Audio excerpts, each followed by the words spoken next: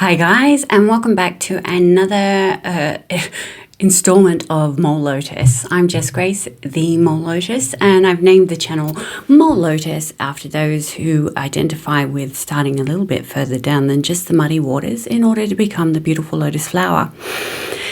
So today I got a bit of a heavy one and it might be a bit long, but regardless,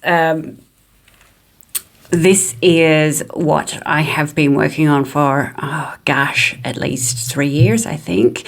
And, really retrospectively looking back my whole life. So today I want to talk to you about self-esteem. Because it is my true belief that if you don't have a self-esteem, then you are living with a disability, and I will die on that hill. It is so disadvantageous to live without any self-worth.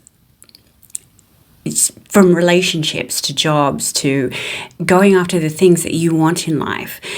All of that is absolutely marred if you don't have any kind of self-worth.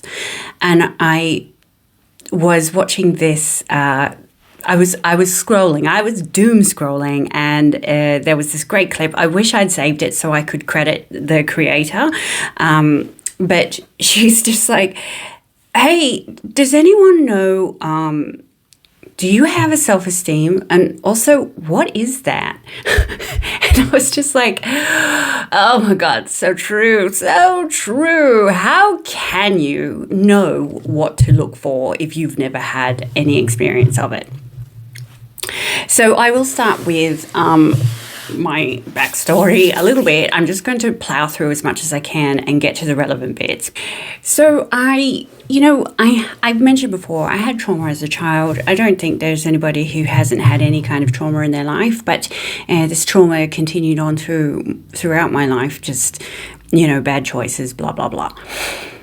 However, whenever I did do any kind of formal therapy, they were just like, well, Jess, you've got a low self-esteem. And they would say it like that was going to make a lot of sense to me, and then that would be the thing that I would be able to use in order to, solve all my problems. Now, I've never given up on myself because I really wanted to be a high-functioning human being.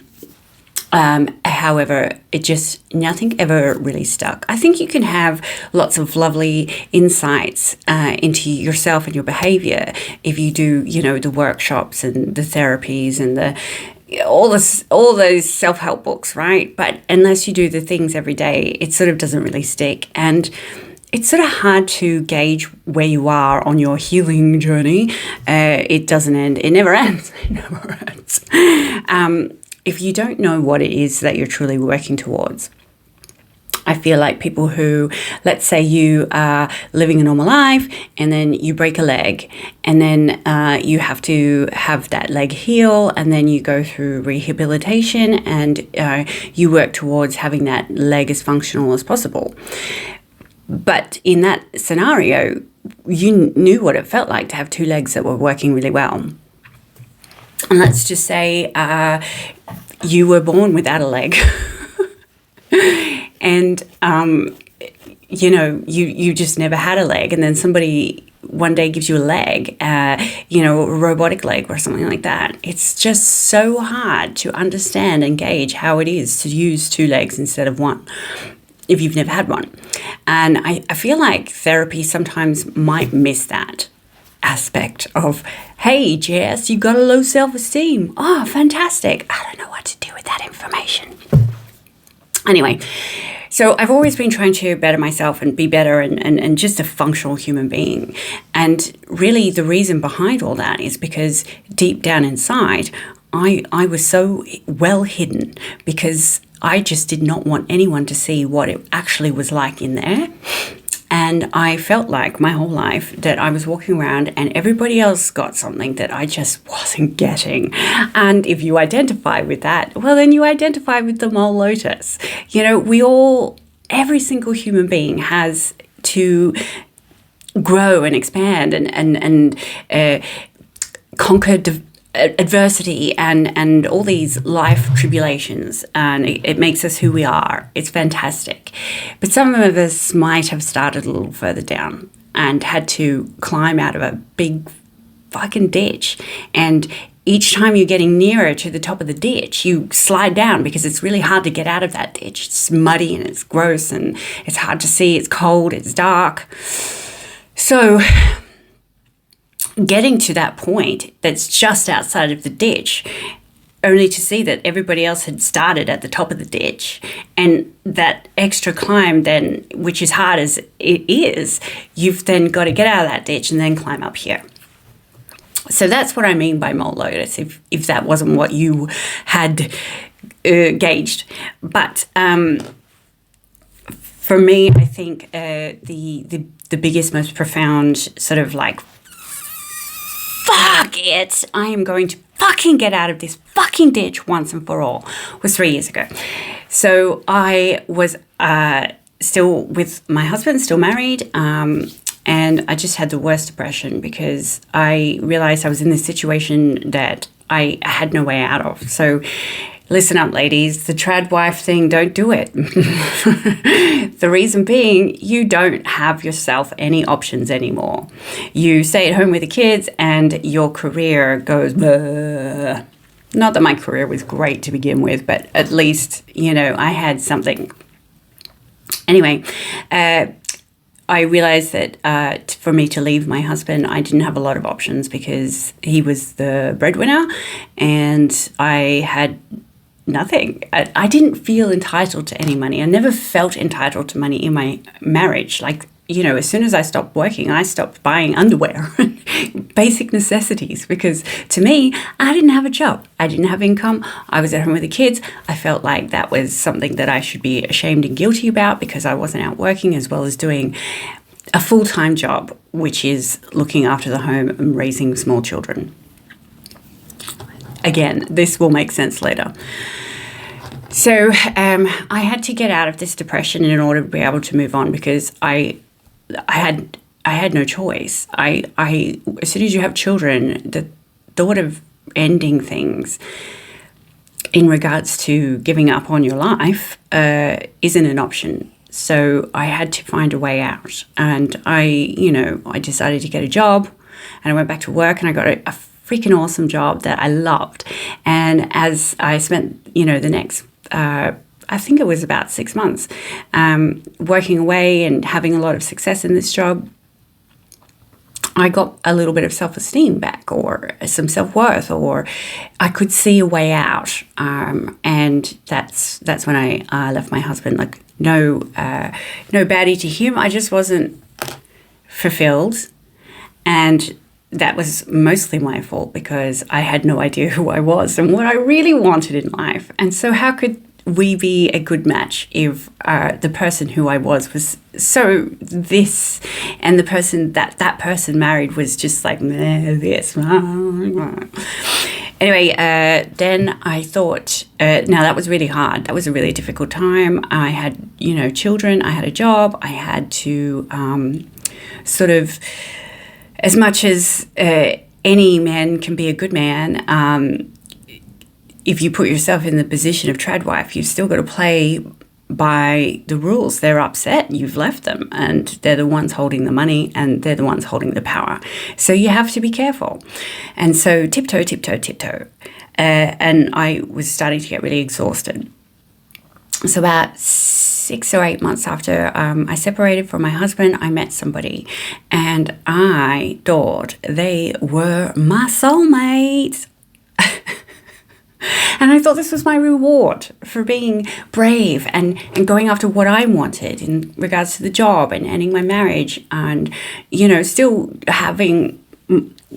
showing up for my responsibilities. But, just because it was one of the hardest, most bravest things I ever did was to leave my husband.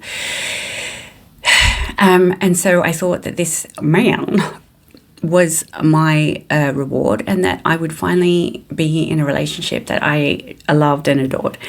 However, it turned out that they were just a narcissist. Oh my God. So if you don't know, a narcissist is somebody that will mirror you and make you feel in love. They'll love bomb you. And it's just like this most intense thing that you've ever experienced. And it was like, oh, finally I get to be in love. And but then they start to change.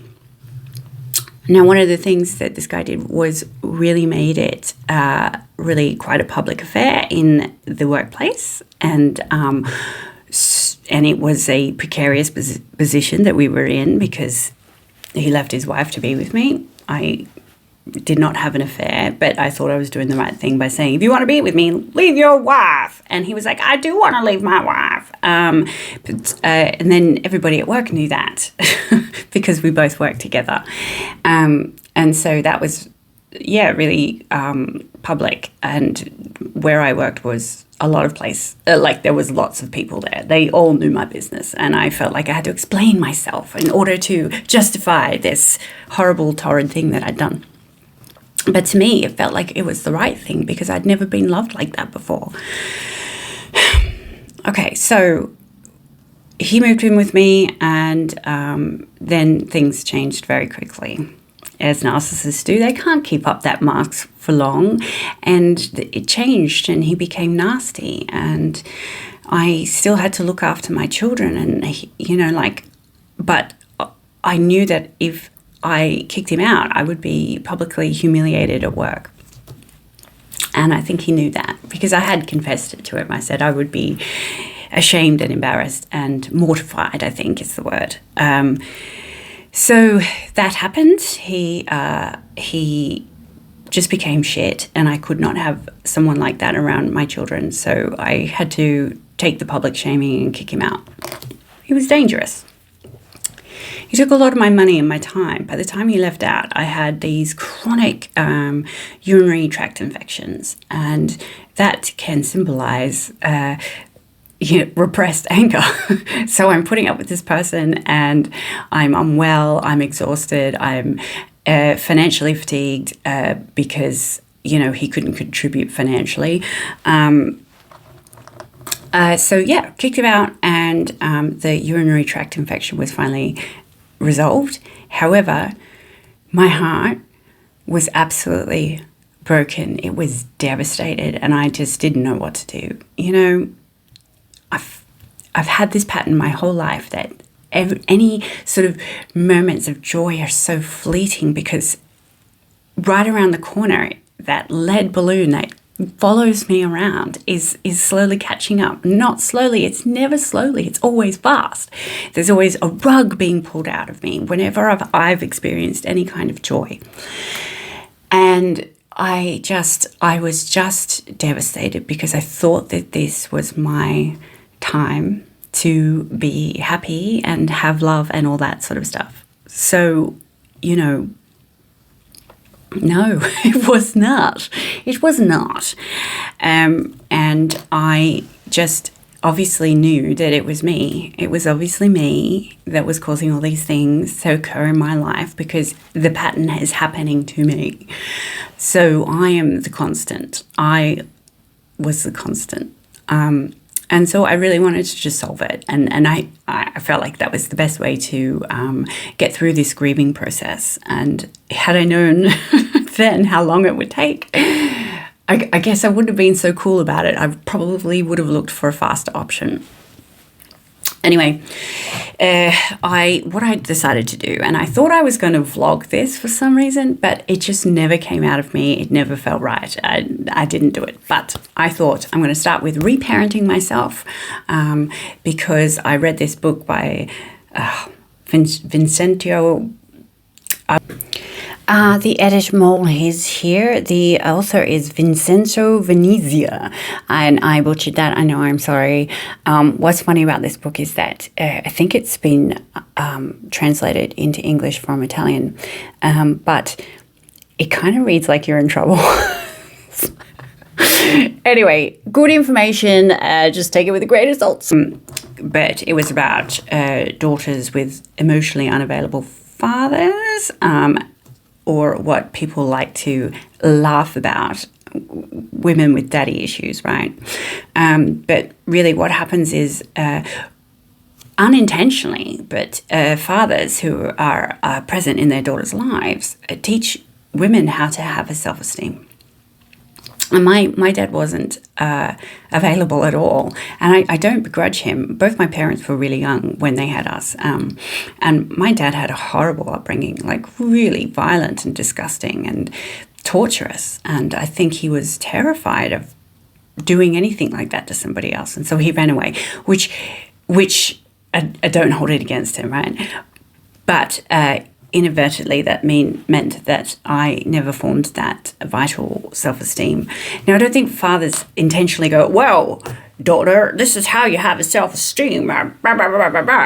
It's just that their love for their daughter teaches them how to love and respect themselves. And it's just an important process in parenting.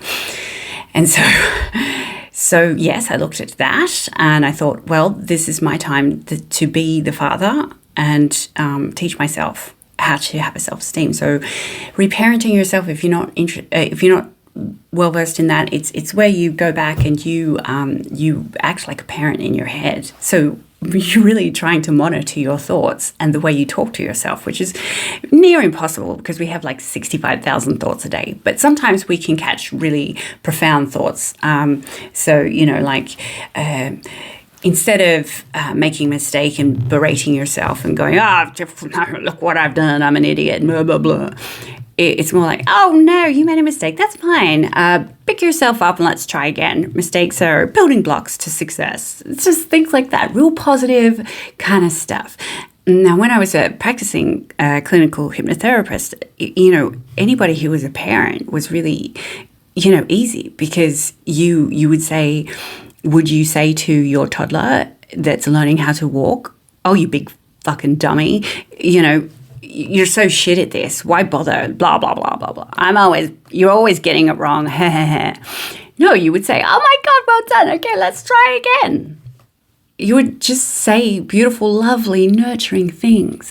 And so that's the idea, is to build yourself up by being positive. And that's also when I started doing a lot of meditation and a lot of yoga, trying to be present in my body. However, if you have chronic anxiety and you've never had a self-esteem, it's really hard to know how to build towards that. And so my ultimate goal was to be a fantastic parent to my children and present, and also that I wanted to have a relationship. I wanted to be in a healthy relationship with somebody, and that encompasses everything, that sort of partnership, that sort of those shared goals, that lovemaking, that intimacy, all of that stuff.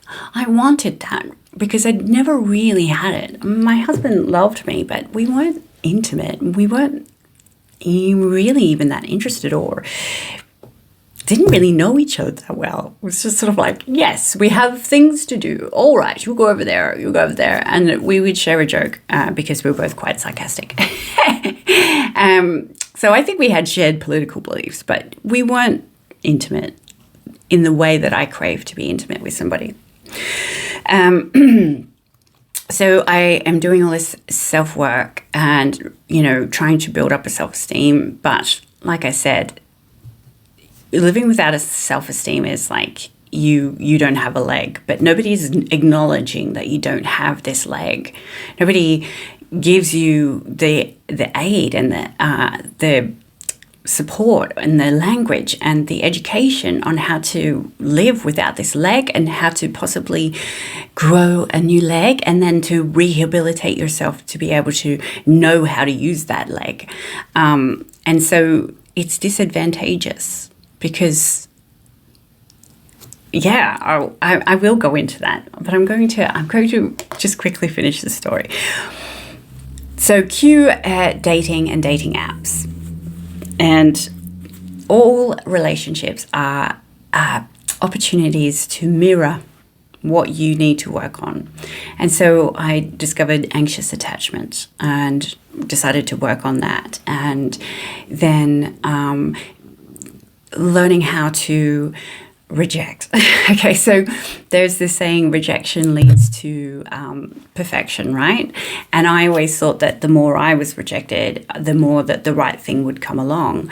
But I didn't know that that was a two-sided strategy. So if you're presented with something and you think, oh, this must be it for me, and then you settle, and then you're miserable, and then eventually resentful, you can actually bypass that whole sequence of events and just go, actually, this is not quite right for me, so no thank you, and reject the thing that's on offer. And like I said in a previous episode, life is like an algorithm. So let's say you're scrolling through things that are presented to you and you're just like, oh, I guess this is the article I'm going to read, even though you're not interested in that article. And then your algorithm's like, well, she liked that article last time, when you eventually break up with the article, right? So they give you another article exactly the same, or reasonably the same, a little bit different. And you're like, oh, this must be my article to read. And so when you reject and scroll past somebody because you can see that that would eventually make you resentful and dissatisfied, then the algorithm has to start coming up with new suggestions for you.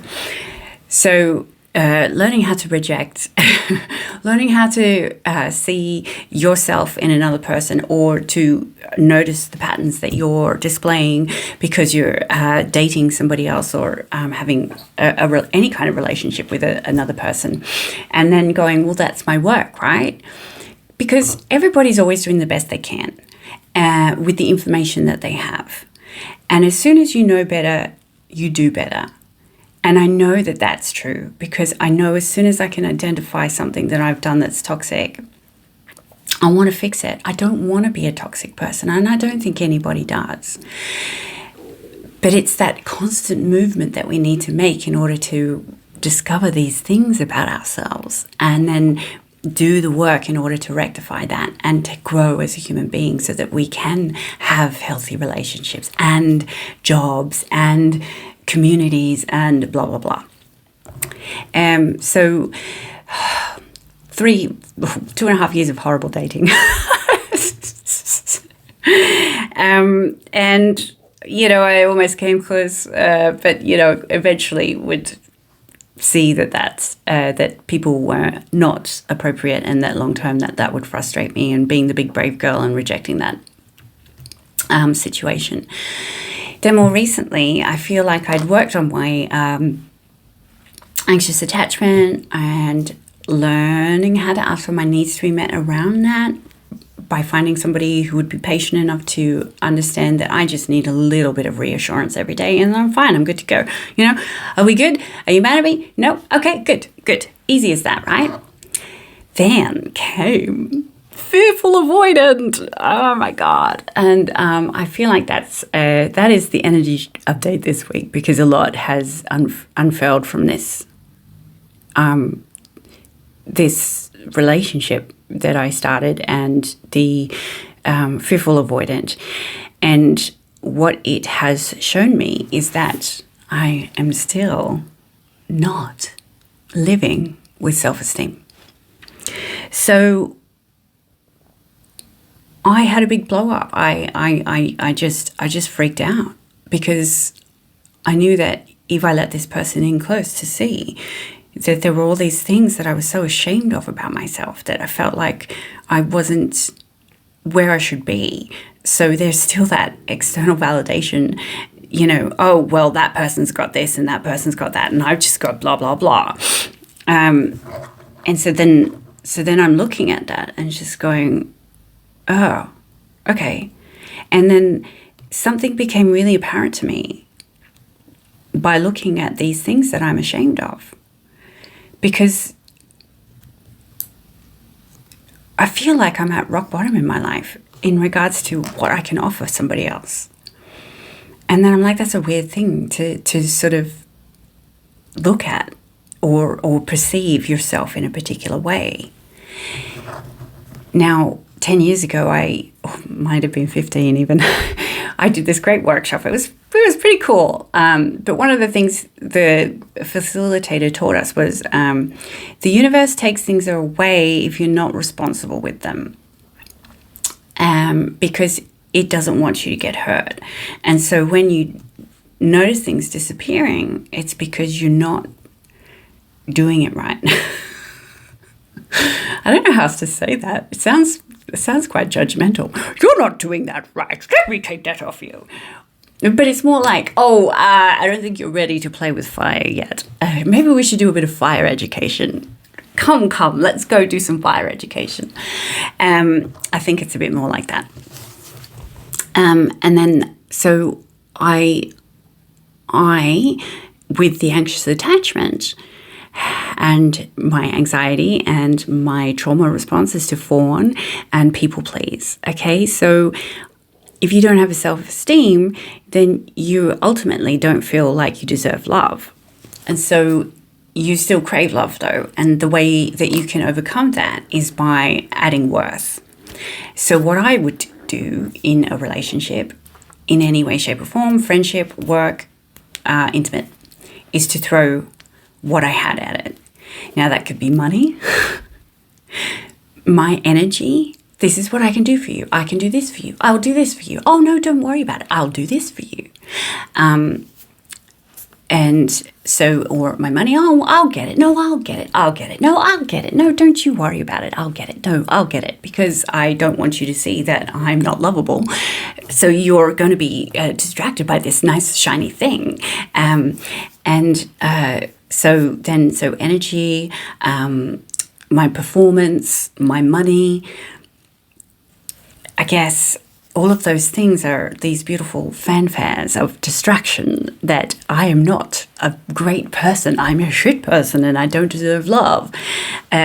So then I realized that this position that I'm in, so I'm currently not entirely well, bit of chronic fatigue. I am therefore struggling to work, which I feel like then my money is disappearing. I have had a bit of struggles in ever being able to advance in work, because when you give your 100% effort and A game and you give it to it for the low price of this, why would they ever pay you more? They already got what they want from you. So I always hit this glass ceiling and then I'm exhausted. I can't continue to work like that without having that monetary compensation for it, in order to be able to pay rent and eat food and have recreation and leisure. So I'm looking at this and I guess I had a little hissy fit and tried to get this person to run away or find fault in them so that I could just go, see, I'm not lovable. This person's shit. Everybody's shit. And I realized that I wanted to confess and just say, look, I have nothing to give you. I have nothing to give you. I don't have the energy to perform for you. I don't have money to throw at you. I don't have performance left. There's nothing but me and my authenticity and my willingness and my curiosity about you. And that's why I've been blocked. That's why I've not been able to have the success, because I can't use my resources responsibly, because it's about knowing that just as you are, with nothing, that you are worthy of unconditional love. And that your treasures are who you are and not what you have to offer. And if someone's truly compatible with you and you want that real intimacy, that you have to stand there vulnerable and naked and let them see that, who you truly are. Because to do anything else is dishonest. It's a form of manipulation. And knowing that piece of information means that I have the right information in order to do what is best for me and everybody else in my life. Because when you know better, you do better. And I guess, look, I don't know what's going to happen with this person, but I did share that. I stood vulnerable and naked and shared that. And so far, he's said he likes that. He's concerned for me, but like, he's not repulsed by me, which is my biggest fear, is to be vulnerable, and in that vulnerable state, to be repulsive. And I think the shadow work that I've been doing, where I've been integrating these things that I want to hide about myself, when I've integrated vulnerability, sure, I felt like that was one piece, but then a couple of weeks ago, I decided to reintegrate my feminine vulnerability, which is different. When a man is vulnerable, he's going to be ridiculed for having emotions and feelings. When a woman is vulnerable, she is financially vulnerable. She is physically vulnerable, because those are the things that we're vulnerable about. I mean, we're allowed to be emotional, expected. We might be ridiculed for it, sure, but we're allowed those things. But we are ultimately financially vulnerable and physically vulnerable. And that means, a man may be able to overpower us, but we are also underpaid. And so we will burn out and we will be exhausted because we have to keep ourselves safe in a financial manner. So when I integrate things, what happens is these little tower moments happen, because when a tower happens, and that's what we refer to in the tarot, a tower is where things are destroyed so that you can build a more solid foundation to stand upon. And that is when you've challenged your beliefs and you've decided to believe something different. And it's uncomfortable because chaos occurs because you've destroyed it. But that's the part of nature's cycle is the destruction and then the transformation and the rebirth. The tower is a creative moment because you get to rebuild something new and something that you are more confident in and that you want to believe and that you want to experience. And so I felt like this was a really profound thing to discover because of that integration of vulnerability from a female aspect, and realizing that everything in my life that I struggle to manifest or strive for or work towards never works. Relationships, jobs, creative projects, businesses, it's always... And that is because shame of my authentic self was blocking me from ever achieving or receiving anything that I desired. And to live without shame means that you have to be vulnerable. And I think as a society, we don't value vulnerability. In fact, before I integrated my vulnerability, I detested it. I detested it in myself and I detested it in others. And because it made me so uncomfortable. And I would never shame someone for being vulnerable, but there's something that would irk me about it. And that's because we're taught not to value it in any way, shape, or form. But the people who are the most profound and brilliant and that you love are standing in front of you, authentically vulnerable. And it's that confidence and bravado that we admire in them to be able to do that. If you look at any wonderful comedian or singer or artist or poet or just anybody who puts their freaking heart on the line for all to see and has the fucking nous to do it, is just so beautiful. So why would we discourage or dislike vulnerability? So here I am, vulnerable. Vulnerable. I have nothing left but myself to offer. And I truly think that with the life experiences I've had and the weird, quirky viewpoint that I might be able to bring, I don't know. I just think, why hate that? You know, my experience is my treasure. So I share it with you, whoever it is that will resonate. But I invite you on a little spell.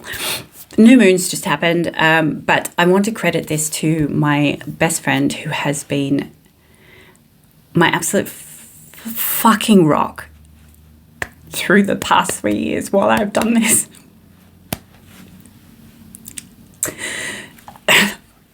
And I'm so sorry, I'm just so blubby about it, but it's a beautiful cry because I just feel so loved by this person. And so my rock, Anne, she was saying last week, because we love to talk about our spiritual concepts. It's always so funny how we sync up and are thinking about similar concepts at the same time. If we get together, I'm like, think about this. I'm like, oh, me too. But she has been using the word allow. And at first I thought, wow, what a wonderful way to possibly trick your brain into patience, like allowing things instead of I am patiently waiting, because waiting is also a block. But allowing just means that anything that you're trying to sort of work towards or manifest or wonder about, and why you're not, why is this not happening, blah, blah, blah, instead of going, oh, I have to be patient. No, I just have to allow it to happen. You see, it's just such a different way of thinking about it. But then I saw it differently after what I just went through, and realizing that shame was sitting in there and that I was still hiding and that I still wasn't worthy after all of this fucking work. And so I wrote, and I implore you to sort of join in or write something similar. But from this point onwards, I allow everything I deserve to flow into my life. I'm without defense. I'm deserving of unconditional love. I'm deserving of unlimited abundance. I am deserving of eternal youth. And I am loved. I am loved by me. And that is the most important, intimate relationship that you will ever fucking have in your life.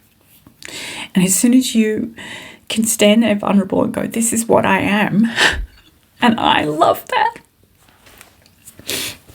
then you will be unstoppable.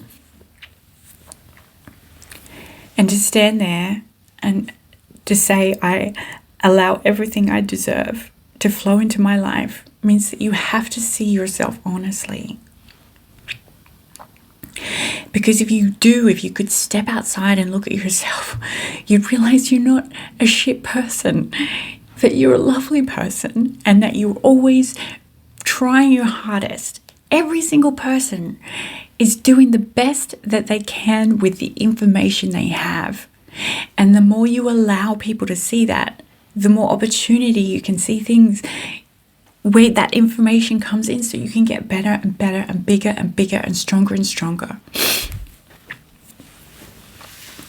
So I implore you to integrate your vulnerability and to find it as beautiful as you are. So sorry about all the crying. It's just really powerful to me. So if you have resonated with today's episode, please like and subscribe. And if you didn't like it, I wish you a very good life. And until next time, have a really self-loving, peaceful week.